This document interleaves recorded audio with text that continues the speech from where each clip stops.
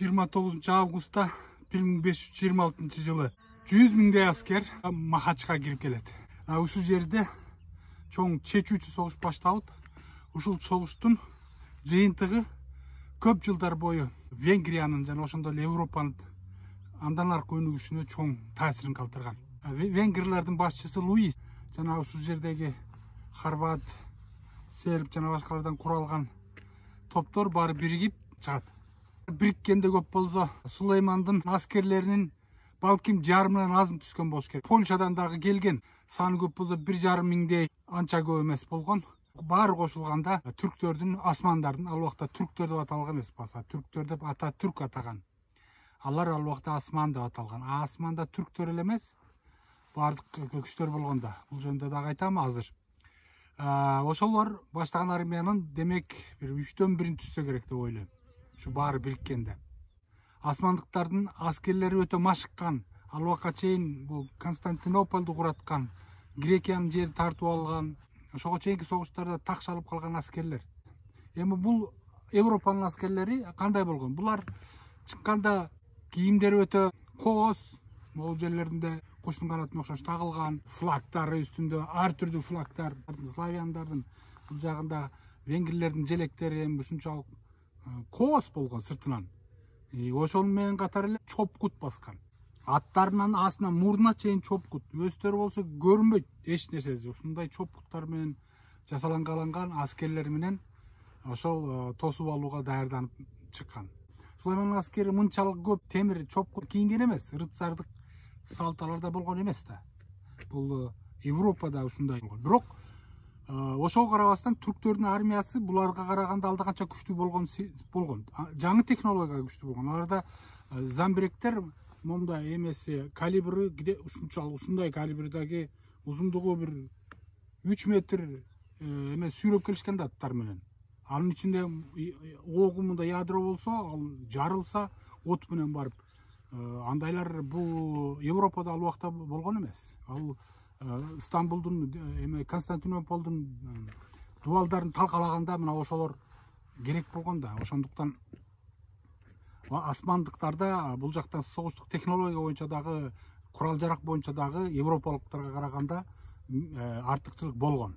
Албетте европалыктар сырты коопсуздук баягы чопкуттар жагынан күчтүү болгон, буларда мылтык дагы болгон. Бирок тигилердин аскерлеринин жабдылуусу да күчтүү болгон. Анын үстүндө Осман империясынын аскерлерин ким түшкөн? Янычарлар. Янычар деген кимдер? Янычар деген бул христиан өлкөлөрүнөн кичинеден тарбияланып калган балдар, жигиттер.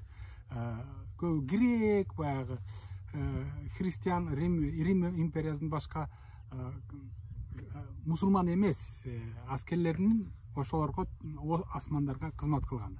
Сулаймандын эң жакын вазири деп коет, Грек аралдан чыккан, Грек аралынан чыккан, ал түрк эмес. Мына ошол баштаган. Ошол өтө көп Сулайманга мындайча айтканда стратег жардам берген да. Ушул согушта дагы, ушул жакка келгенде дагы мен ошол кишинин атын унутуп атам. Паша, бир нерсе Паша дейт. Ошол Грек тектүү, бирок Сулаймандын эң жакын кол башчысы, мына ошол чоң роль ойногон ушул жерге келген. Эми кандай болду согушка келгенде? Согушка ушундай келерде Сулайман аскерлерин толтура 100 миңдей киши талаларынан мондай бул жерде көрүп атасыздар. Тала анча-мынча дөңдөр бар. Могул үйлөр ал убакта болгон эмес, бул кичинекей айыл, ушу Махачтын жанындагы. Махач азыр бул жакта. Биз азыр барабыз ошол жака. Вот. Алар талаа толу ушундай, бул жерде бийик тоолор жок. Бул жерде Дунай дарыясы агат. Бийик тоолор жок, кичине дөңчө сыяктуу момундай дөңчөлөр бар. Калың аскерлер, замбиректерди, жанагы мен айткан момундай калибрдеги замбиректерди сүйрөп алып, атчандар, кавалерия, пехота баары ушундай зүңкүлдөп келип могу жерге тизилет. Могу жакта көрсөтөм азыр. Ошол жерге тизилгенде бул жактан анан кошулган венгр, хорват, Сербия, Польшадан кийин келди. Ошол аскерлер баары кошулуп аларга каршы чыгат, астынан чыгат. Анан баягы илгерки салт боюнча венгрлардан бир атчан элчи чыгат астыга, баары мындай тизилип карап турат аскерлер. Османдардан чыгып, анан ошол жерден Сулайман аларга айтат: сен мага багынып бер, мен адилеттик орнотом, силердин могу жерлериңерди адилет башкарам дегендей айтат да. Лоис ага макул болбой, сен адилеттүүлүгүңдү өзүңдүн барып асманыңда орното бер деп, анан ошол жерден эки тарап бири бирин көздөй жүгүрөт. Асмандардын арасында көптөгөн жаш балдар да болгон да. Ошолор да баягы патриоттук менен кошулуп алып келген, кичине өспүрүм балдарга чейин.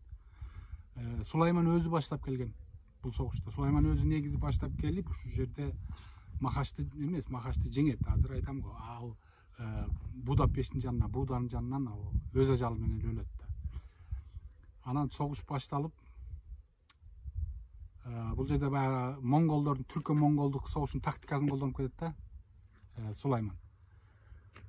Баягылар кызып келгенде качымыш болот. Тигилер ойлойт: өлтүрдүк, талкаладык деп. Пехотада астында найзалар болот. Ошол найзаны атайын келатканда аркасын такап туруп, найзанын момундай кылып койгондо аттар учуп келип туруп ошо найзага урунганда. Түрктөр бул жолу андайды колдонгон эмес. Жөнөкөй эле мындай полкту койгондагы аларды билип туруп өлүмгө айдаганда Сулейман качканда баягы момундай кыр бар да, момундай кыр болуп, анан кичине сай болуп кайра көтөрүлөт да. Аркасынан кубалап келаткан Лоис: өлтүрөбүз, жеткиле, өлүп жок кылгыла буларды деп кубалап келип караса эле, кырдан ысына караса эле, жыйма тим эле сайдын ичи. Асмандар. Толтура асмандар турат да. Катар тизилип толтура. Ошол жерден анан көргөндө эле жүрөгү учуп, ошол жерден асмандардын паша, жанагы грек, тукуму грек паша команданы берет, талкаланат да. Баары венгрлер ошол жерде катуу талкаланат. Бирок катуу согушат. Аягына чейин согушуп, анан Луис качат. Качып, жанында бир канча бир 50дей коргоо кишилер бар да. Качып могу жерден Дунайдын аягы аркасынан кууп келатат да асмандардын жоокерлери. Эмне кылыш керек? Аттардын баары тең эле темир. Өздөрүдө темир, убакыт жок аларды алып таштаганга. Дарыяга урат, дарыяга урганда аттар да чөгөт, өздөрү да чөгөт. Ошентип толук талкаланат. Махач согушу деп аталат. Махач. Могу айылдын аты, мына азыр бараткан айылдын аты Махач. Биз азыр могу жерде турган жерибиз азыр Вилань деп аталат. Бул жагында Бой, Бажы деген бар. Тиги жакта болсо Печ деген бар. Печ деген чоң шаар, Печ шаарында университет бар. Бул бир чоң шаарлардын бири да, Венгриядагы. Ошол жерге чейин түрктөрдүн азыр издери калыптыр. Ошол жердеги, бирок ал жерде турган мечит, мурдагы түрктөр салган мечит, бирок толук мечиттин функциясын аткарган, символикалык го, ал түрктүн дөөлөтүн көрсөтүп турган.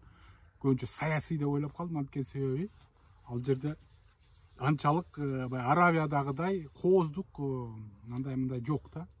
Бирок азыр ал жерди албетте чиркөө кылып, католик чиркөөсү, ошол католик негизинде кызмат кылат. Анан ошол жерден талкаланып баары тең.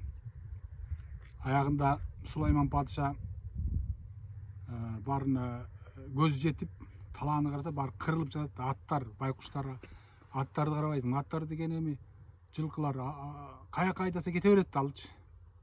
Аттарды деген карап отурабы, баары тең.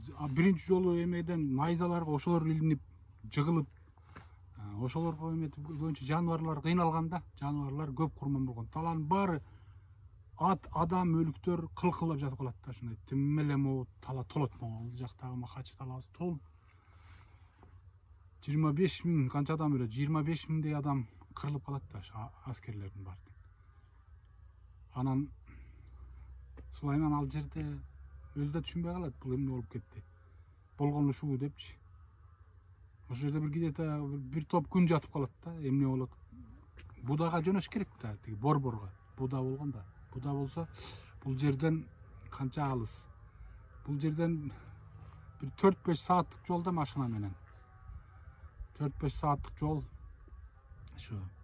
Ошол жерге барыш үчүн барбай, ордунан чыкпай жатат ошол жерде.